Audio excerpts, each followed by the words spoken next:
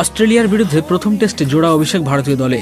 তবে এই ম্যাচে বিশ্বের সবচেয়ে দুই শক্তিশালী ব্যাটিং লাইন আপ যে এইভাবে ধরাশায়ী হবে তা কেউ ভাবতেই পারেনি। ভারতের 150 রানের জবাবে ক্যাপ্টেন বুমরার ধ্বংসাত্মক বোলিংয়ে আত্মসমর্পণ অস্ট্রেলিয়ার।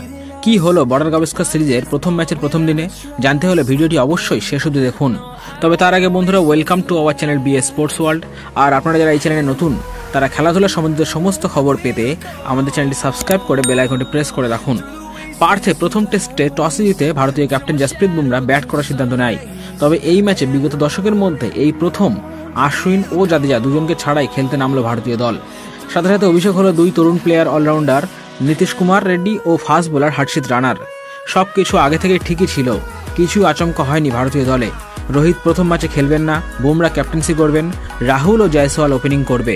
আর সেজন্যই ব্যাটিংয়ের ক্ষেত্রে ভারতীয় দল অস্ট্রেলিয়ার মাটিতে অভিজ্ঞ বিরাট কোহলির দিকে তাকিয়েছিল বেশি করেই। তবে আজও ব্যর্থ বিরাট। নিজের ব্যাটিং স্টাইল পাল্টেও ব্যাটে রানের খরা কাটছে না বিরাট কোহলির। 4 নম্বরে ব্যাট করতে নেমে মাত্র 5 রানে ফিরতে হলো তাকে। তবে অস্ট্রেলিয়ার মাটিতে আজ দেখা গেল টেকনোলজির ব্যর্থতা। ভারতের হয়ে ওপেন করতে নামা রাহুল 26 রানে পিছনে ক্যাচ আউট হন। তবে তার ব্যাটে বল লেগেছিল কিনা সেই বিষয়ে থার্ড আম্পায়ার নিশ্চিত হওয়ার জন্য অন্য অ্যাঙ্গেল দিয়ে দেখাতে বললে অস্ট্রেলিয়ার টেকনোলজি তা পারেনি। আর সেজন্যই ভুল আউট সিদ্ধান্তের শিকার হতে হয় রাহুলকে। রাহুলের কথায় বোঝা যাচ্ছিল যে ব্যাট আর বলের মাঝে বেশ ফাঁকা ছিল।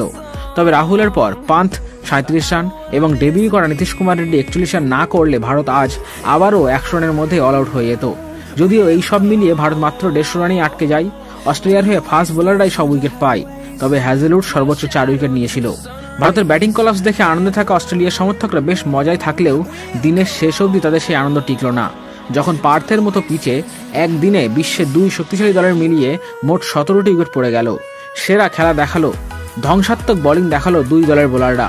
অস্ট্রেলিয়া ব্যাট করতে নামলে ভারতীয় বোলাররাও আগুন ঝরালো। ক্যাপ্টেন বুমরা সামনে থেকে নেতৃত্ব দিলেন দলকে। দিনের শেষে ভারতের 3 ফাস্ট বোলার মিলে অস্ট্রেলিয়া 7 উইকেট নিল, যার মধ্যে ক্যাপ্টেন বুমরা পেয়েছেন 4টি উইকেট। অস্ট্রেলিয়া দিনের শেষে 67 রানে খেলছে, তারা এখনও 83 রানে পিছিয়ে আছে। তবে হাতে আছে আর মাত্র 3টে উইকেট। তো বন্ধুরা, আপনাদের কি মনে হয়, অস্ট্রেলিয়া কি পারবে ভারতের রানের লিড পার করে লিড নিতে, নাকি ভারতীয় বোলাররা পূরণ করবে নিজেদের ব্যাটসম্যানদের ব্যর্থতার জায়গাটা? ক্যাপ্টেন বুমরা কি পারবে 5 উইকেট নিয়ে? আপনার মতামত কমেন্ট করে জানান আমাদের। আর ভিডিওটি ভালো লাগলে অবশ্যই একটি লাইক ও শেয়ার করুন।